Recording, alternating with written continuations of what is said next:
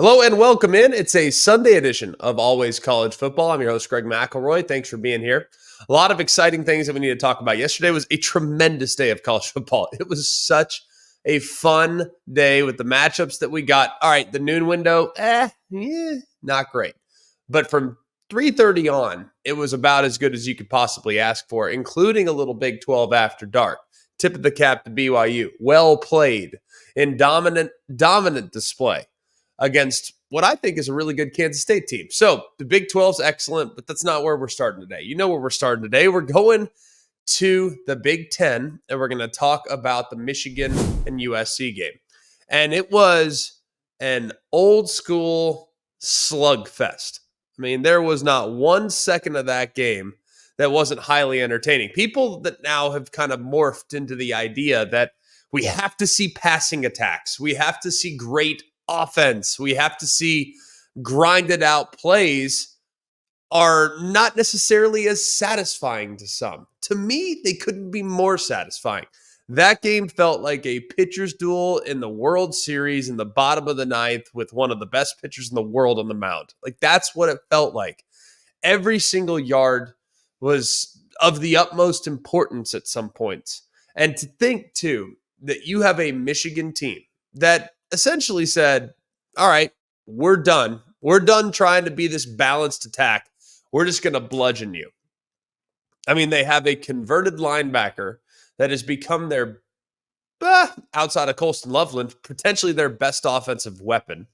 You have Alex Orji, whose passing attack and passing game is not going to be something that scares a lot of opponents. But they basically turned back the clock and said, come and get it. We're going to go. I love what I've seen from Kalel Mullings. Absolutely love what I've seen from him. And really dating all the way back to the beginning of the season. There was this real emphasis in trying to get Donovan Edwards, make him the feature guy. Man, just Kalel Mullings is just a better fit for what they want to be. And I'm very impressed with what I saw from them. The defense, too, opportunistic plays. Will Johnson's pick six. And really, I mean, Miller Moss did some good things on the SC side. And you got to give credit, too. Tell me this. If SC plays in that game yesterday, last year, okay, last year's team plays in that game yesterday, how badly did they get run out of the gym? How badly did they get absolutely bludgeoned along the line of scrimmage? Well, this year's version of USC has taken some significant strides towards being a group that is built from the inside out. And you got to give credit to D'Anton Lynn's defense. Yes, they gave up a couple big plays for sure. Yes, they gave up a couple runs, which they got gashed. And it was on a fourth down where they were able to plunge in and ultimately get the game-winning score. But it's still just an amazing game. And just thoroughly loved it. And credit to Michigan too, man. Like, bouncing back in a big way. I don't think they're going to win a bunch of games this year. Just, I don't know if there's that many teams that are going to be able to, that you're going to be able to beat when you're that one-dimensional. Now, defensively, that was the Michigan of old, which was nice to see. But I think when you're that one-dimensional, your ceiling's not very high. I'm just curious if Orji can maybe just give the threat of the pass every once in a while. Maybe the return of Colston Loveland will help that when he gets healthy. But still, I think their ceiling's still a little high, but it was a tremendous performance in a gotta-have-it situation. To think that you could be staring at 2-2 after, the first 4 games of the season would have been a backbreaker for the defending national champs. So, great win, gutsy win, and just a tremendous performance across the board. Awesome game. Really loved it. The next game that is obviously top of mind, Oklahoma and Tennessee. Now, there are a lot of takeaways from this one. One, I think Tennessee's the real deal. I've felt that way for a while. Thought they had a chance to be the real deal coming into the season. Had them in the top 10. We put out our top 25 2 months ago, and everyone said we were crazy. Tennessee is who we thought they were. I think the offense is still a little bit of a work in progress. Got to give a ton of credit to what we saw from Oklahoma's defense. I mean, my goodness, those guys played their hearts out, the Oklahoma defense. They had no threat offensively whatsoever. Their quarterback was a mess.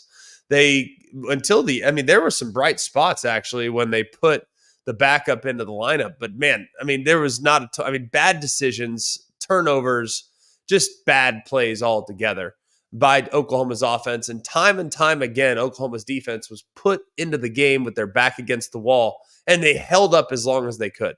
Couple takeaways, though, for Tennessee. One, I think they're super physical. Super physical. The way Samson runs so hard to where it feels like every time he initiates contact with the defender, he's going to win that fight, whether he breaks the tackle or runs over the guy. They ran with a lot of intensity last night. I thought the offensive line played pretty well under the circumstances. They played against a really good defensive line, a really good defense altogether at all three levels, and thought the defensive performance was highly impressive. The other aspect of what I saw, I thought Nico did fine. A couple of big plays. Like Tennessee is going to be a team that no matter what, even if your defense plays great, they're going to hit 3 or 4 big plays. And that's exactly what happened. So Nico hit the plays that needed to be hit, whether it was the touchdown to Thornton, whether it was the slant to Brew McCoy, making a couple plays with his legs. I thought he played well. I thought the defense, though, was outstanding. And I'm still trying to figure out how much of that was because Oklahoma's offense is completely inept and how much of it is because Tennessee made them inept. I don't know the answer to that just yet, but I am highly impressed with what I've seen from that group now through 4 weeks. They are tenacious along the defensive line. I think Peely at the linebacker spot has been playing out of his mind. Did think that he might have gotten away with a hit on Jackson Arnold where he kind of like drove him into the ground and then kind of edged his helmet up into the chin. Thought he might have gotten away with one there, but that guy's an intimidator. And I thought for the most part, he did a really good job throughout the game. You could just feel his presence on the field, whether as he brings pressure or as he stops the run, like he brings an extra thump. And that really is a great thing to have there in the middle of your defense. So an awesome performance. Tennessee is who we thought they were. I don't think there's a whole lot of second guessing that after this performance. You don't have to love Oklahoma, but you can still acknowledge that Tennessee is going to be around for quite a while. And I think when we fast forward to the end, they'll be in the mix potentially for a playoff spot. Let's go to a couple other big takeaways. Clemson. Clemson early in the game. Now, there was a moment leading into the Tennessee-Oklahoma game where I'm sitting there thinking, I'm like, golly, is NC State really that bad that made Tennessee look that good? Or are Tennessee and Clemson just that good? You know what I mean? Like you have to have that, and we don't know. The sample sizes on these teams still a little bit light. So you don't know, but you try to draw conclusions, but the transitive property is never really that successful. All that being said, Clemson's back, guys. Now, whether you want to consider them a powerhouse or not is completely up to you. I think their defense is human, very human, frankly. They got gashed a bunch by NC State. I know people will point to, well, it's the second half when it really got a little bit more sideways for Clemson's defense and a lot of backups were in. All that can be accurate. There were still moments early in the game where NC State was able to create some things offensively. And if not for a timely sack fumble, maybe the outcome would have looked a little bit different. But Clemson's offense is the real deal. Their receivers are starting to play at a high level. I think the offensive line has done a decent job. I think they have more than one good back. I think they have 2 or 3 good backs. I really believe that. And I think we're starting to see the best version of Cade Klubnik at the moment. He's been accurate on the downfield throws. There was a hesitancy all throughout last year. And even against Georgia, man, don't throw it deep. Not throwing it deep. Now it's like, I don't care. We're throwing it deep. We're going to be aggressive. We're going to push it down the field. And it's really, really been met with pretty tremendous accuracy. I've been really impressed. Even some of the incompletions yesterday were well-thrown footballs. Really well-thrown footballs. So I think Clemson is going to be one of those teams. And you look at their schedule, look at Clemson's schedule, and tell me where they're going to lose. There's not a lot of speed bumps on the schedule for Clemson moving forward, especially considering that Florida State might have been the toughest game on paper coming into the season. Florida State's not what we thought they were. Other things of significance. Utah gets a win. This was an interesting game, by the way. First of all, I am so irritated. I'm so irritated with Utah and the lack of information that we get coming out of Utah on a weekly basis. Like, I want to know when Cam Rising's playing or not playing. Now, I want to know for me. I want to know so I can educate the listener. I want to know so we can just at least properly set up and preview the game. I'm not saying we need it for like gambling purposes, but I just want to know. And yet here we are again, wondering before the game, almost every game, it feels like for Utah, it's like there's some type of secrecy, and that's what we had in this case as well. But you got to be impressed with what you've seen from Utah's defense. Just completely keeping Oklahoma State in check there in the first half of that football game, to the point in which they actually bench the seventh-year senior quarterback, Alan Bowman. Now, he eventually came back in, but they gave him a little bit of time to watch from the sidelines. But really an impressive performance from Utah's defense. It was not a great offensive performance from Utah. Really, you look at Micah Bernard, though, and the fact that he was able to elevate his play nearly 200 yards on the ground. And if they have to center the offense around him, that's perfectly fine. They will be perfectly fine with Micah Bernard. And Wilson, I think it's a tough spot. When Cam Rising gets back, to be able to go on the road and win the way they won, defensively completely shutting down the opponent, an opponent that, by the way, has looked really good offensively. It's just impressive to me to see that they can do that, even without their star quarterback. So going to be interesting to watch that. I'm sure we'll continue on with the soap opera of whether or not Cam Rising will play next week or the week after that, but out this week didn't make a difference. Utah's defense is still the real deal. Let's go to Colorado. Colorado sitting there and honestly turned the channel. Going to be honest with you, turn the channel. Did not think at that point that it was a game. Thought, hey, all right, Hail Mary time behind. I'll switch the channel.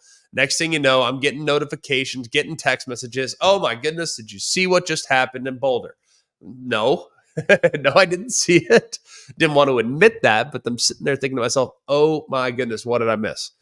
Switch back, clearly find out that Colorado hits a Hail Mary, and we're going to overtime. So just wild, absolutely wild there for Colorado. It was a great, great catch. Terrible defense there by Baylor, allowing a guy to be, wide open. Frankly, in a Hail Mary situation, Wester was wide open. Like, it does not get more wide open than that. He seals it, puts it on ice, though, a little bit later with the touchdown on the first possession, and then Travis Hunter forcing the fumble that goes out of the back of the end zone against Dominic Richardson. He was about to go in, he was about to go, and then boom, Travis Hunter hits him with the shoulder. Just a perfect hit, dislodging the football, rolls out of the back of the end zone. Game, set, match. Colorado survives yet again. One of the crazier moments. And everybody was, the initial reaction was, well, we've seen this before, and you see Cordell Stewart and the amazing plays back in the early 90s. But my goodness, that was as big of a Hail Mary as humanly possible, because it felt like Colorado's season was kind of on the brink, didn't it? Felt like it was on the brink. You lose to Baylor, a team that's not expected to do a whole lot. And then next thing you know, you're kind of an afterthought in the court of public opinion. But winning that game keeps them in the limelight a little bit longer. But they are certainly a flawed football team. No doubt about it. But man, they have some great players on that flawed football team. That is for sure. Arch Manning, first career start. And it's sick to think how excited I was for a Texas ULM game. For a game that you knew would not be competitive, I could not wait to have that on one of the TVs last night. Just had to have it, either in the quad box, being one of the TVs. I'm watching that game. Now, my buddies that might have come over, they're not going to be super excited about saying Arch Manning. I can't imagine, but I was. I thought it was fine. I didn't think he played amazing. I think he played like a first-time starter. He clearly has God-given gifts, but there were some great throws and there were a couple questionable plays as well. But that's what you should expect from a guy that's starting his first game. It's not Peyton out there. It's not Eli out there. It's a guy that's starting his first game and is still a young player. He's a redshirt freshman. And there could be, in the event in which he has to play against top-tier competition, there could be some growing pains. But he's got a very bright future, and you can just tell he's got decent command of the offense already, and it's going to be awesome to watch him continue to progress, because there are going to be moments where he makes a throw and you're like, whoa. And then there's moments, like all freshmen, where he makes a throw. It's like, yeah, that wasn't the best decision. So very encouraged by what I've seen from Arch, and I'm really optimistic about what we might see from him in the future. Other things of significance. North Carolina. Whoa. Like, whoa. 70 points? 70 points to James Madison? I mean, don't get me wrong. Like, I love Mack Brown. Jeff Collins, their defensive coordinator, is a really good defensive coach. You can tell me all you want that, oh, North Carolina's not going to. Like, Jeff Collins has fielded great defenses at Mississippi State. He's fielded great defenses at Florida, had a pretty good defense at Temple. Granted, didn't work so well at Georgia Tech, but Jeff Collins had a lot of positive moments as a defensive coordinator. Well, he's the DC there, and he also had a positive moment last week against NC Central, where they held him to less than 200 yards. Well, didn't matter. To go and to give up 70 points to a G5 team is absolutely impossible to explain. Impossible to explain. Can't justify it. Can't wrap your head around it. It was, and I didn't get to watch the game. I was on TV at the same time as that game was going on. But looking at the box score, there are a lot of issues on that side of the ball. No doubt about it. Credit James Madison. They entered the G5 conversation. Memphis lost, by the way. Memphis now on the outside looking in, unless they win their conference, which can certainly still happen, but a week removed from beating Florida State, and they fall at the hands of Navy and give up 50 plus in the process. Miami, they're a juggernaut.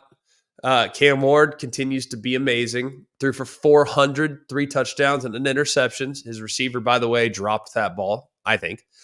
He's been amazing. And I love what I'm seeing right now from their receiver core. They have a deep and talented core of wide receivers. Sam Brown, Damian Martinez at running backs, amazing. Restrepo's been there a while. Isaiah Horton has done some good things as well. So Cam Ward isn't doing it all by himself. He's got some playmakers at his disposal, and they are really helping elevate this offense. That's a tough defense to play against. If you watch USF, that is a tough defense to play against. They have good players. They have athletic players, and it didn't matter. Yes, it was close for a minute, but eventually they distanced themselves a little bit. Miami did, and it was highly impressive. BYU, how about this?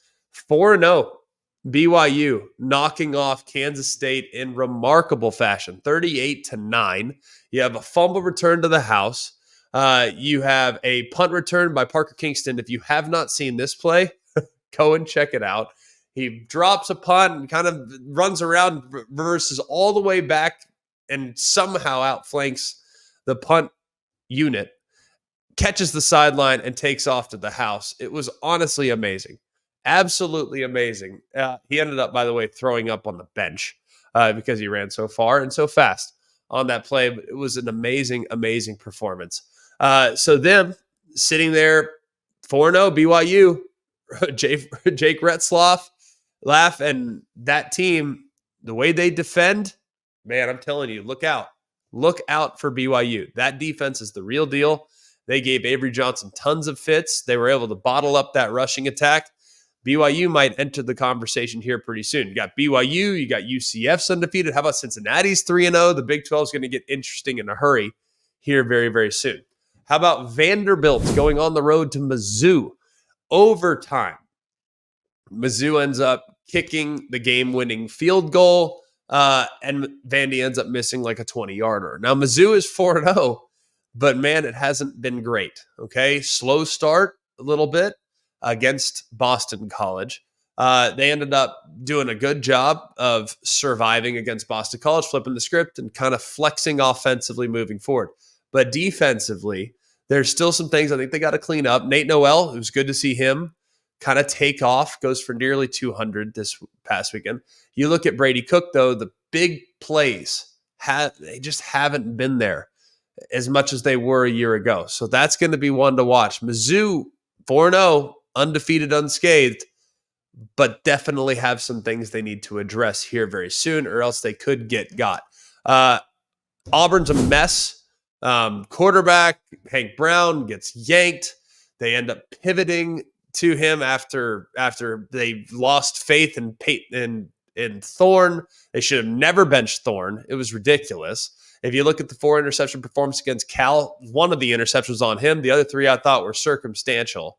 But Hank Brown gets a quick hook. Thorne gives him a chance, at least. He's got some athleticism to be able to get you out of a jam because they can't block. But it's not good. And Bo Wallace, I mean, Hugh Freeze's former quarterback, weighing in and just crushing Hugh Freeze. So bad situation right now going on at Auburn. It is not good. And they have Oklahoma coming to town, who, by the way, have their own quarterback mess that they need to solve, but still not a good situation for Auburn. Starting league play 0-1, and that one coming at home against a team that everyone thought you were significantly better than in the preseason. Illinois is 4-0. That was a great win on Friday night. Feel terrible for Nebraska. Feel terrible for them. They had it wrapped up. Raiola misses a throw. They miss a field goal. Like, there were a million ways for Nebraska to put that thing on ice, and they just couldn't get it done.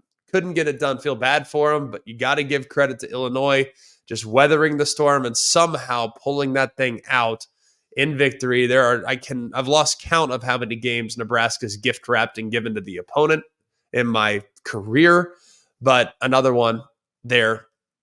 This particular case had to have been especially heartbreaking given that they were ranked and certainly had some momentum. Rutgers is 3-0. They go on the road, win, kick a field goal there at the buzzer against Virginia Tech. Virginia Tech, one of the most disappointing teams in the country so far through the first 4 games. They're 2-2. Not good whatsoever. Florida bounces back, beats Mississippi State. Northern Illinois, they beat Notre Dame a couple weeks ago, and now they lose in overtime to Buffalo, which is pretty amazing. And then Toledo loses to Western Kentucky. So the two, teams that we were giving tons of love to, NIU and Toledo, they're going to be in a great spot. The MAC is back, all this other great stuff. Yeah, they go on and lose the following week. So that goodwill lasted about 7 days.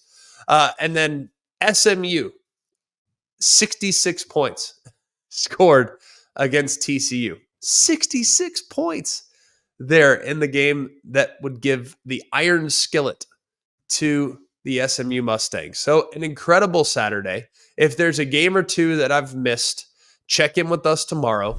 Mondays are 10 takeaways where we kind of go through and really dive in. So I'm about to dive in. I'm about to look at the tape. I'm about to watch a bunch of games. This is our streaming consciousness. This is our just 30,000 foot perspective what went down yesterday. So check back with us tomorrow. The show will be posted tomorrow afternoon when we have a little more time to review everything that went down here in week 4 of the college football season. So check back with us, like, rate, subscribe. We appreciate you guys. And remember, we really appreciate all of you that could subscribe, like, rate, subscribe on the podcast, on the YouTube channel. And remember, we'll be back again tomorrow. So for all of us here at Always College Football, from Mark, Jake, Jack, the other Jack, I'm Greg. We hope you have an amazing day. And remember, it's always college football. Hey guys, it's Greg McElroy. Thanks for watching Always College Football. Make sure you like, rate, and subscribe to ESPN's YouTube channel and wherever you listen to your podcasts.